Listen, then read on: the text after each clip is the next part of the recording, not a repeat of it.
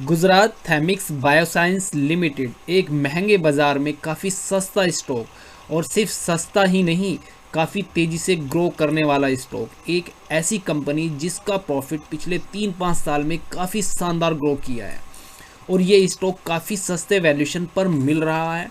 और स्टॉक अपने हाई से काफ़ी करेक्ट भी हो चुका है, काफ़ी नीचे आ चुका है, वो हम इसके चार्ट पर देखेंगे।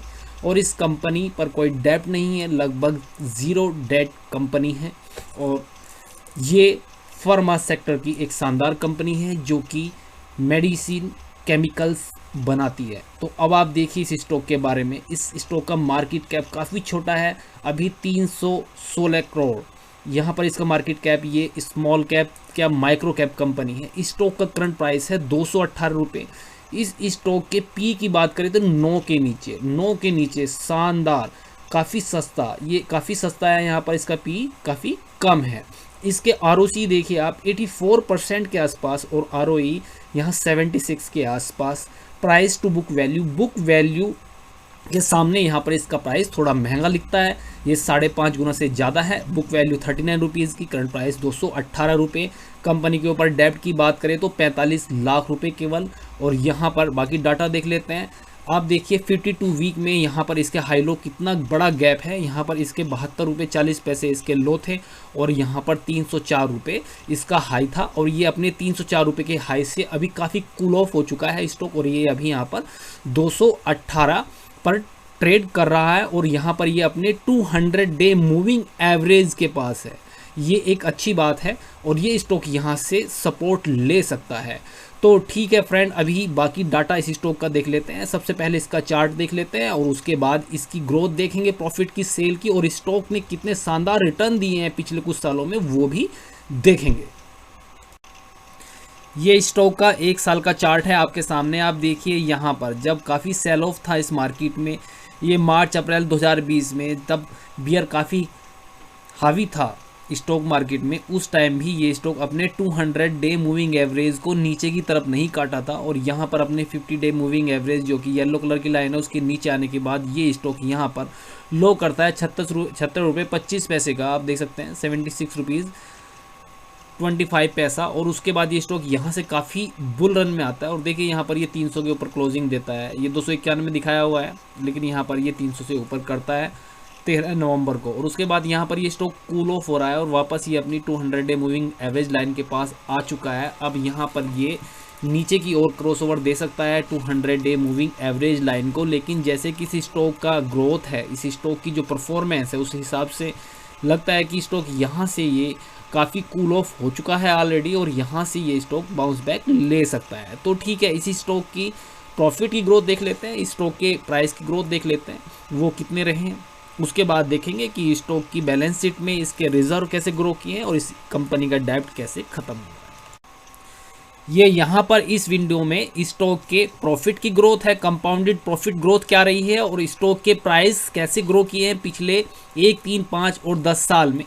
देखिए 10 साल की 37% से ज़्यादा प्रॉफिट की ग्रोथ रही है इस स्टॉक की, और यहाँ पर 5 साल में प्रॉफिट लगभग उसी रेंज में 36% से ग्रो किए हैं, और पिछले 3 साल में ये 74% से भी ज़्यादा ग्रो किए हैं प्रॉफिट इस स्टॉक के। और ट्रेलिंग 12 मंथ्स यानी कि लास्ट 4 क्वार्टर की बात करें तो वो 132% से ज़्यादा ग्रो किए हैं। और स्टॉक के प्राइस देखें तो 40 से ऊपर 41% पे ग्रो किए हैं पिछले 10 साल में। 10 साल में यदि कोई स्टॉक 26% पर ग्रो करता है 26% में, तो वो 10 गुना हो जाता है फ्रेंड। और यहाँ पर तो इस स्टॉक ने 41% के रिटर्न दिए हैं, काफ़ी मैसिव, काफ़ी शानदार रिटर्न है। और 5 साल के ये 30% से ऊपर, और 3 साल के 70% से ऊपर इसके CAGR रिटर्न रहे हैं। और 1 साल की बात करें तो 85%, शानदार। तो इस स्टॉक के प्रॉफिट और इस स्टॉक की जो प्राइस की ग्रोथ है वो काफ़ी शानदार रही है पिछले 1, 3, 5 और 10 साल की रेंज में।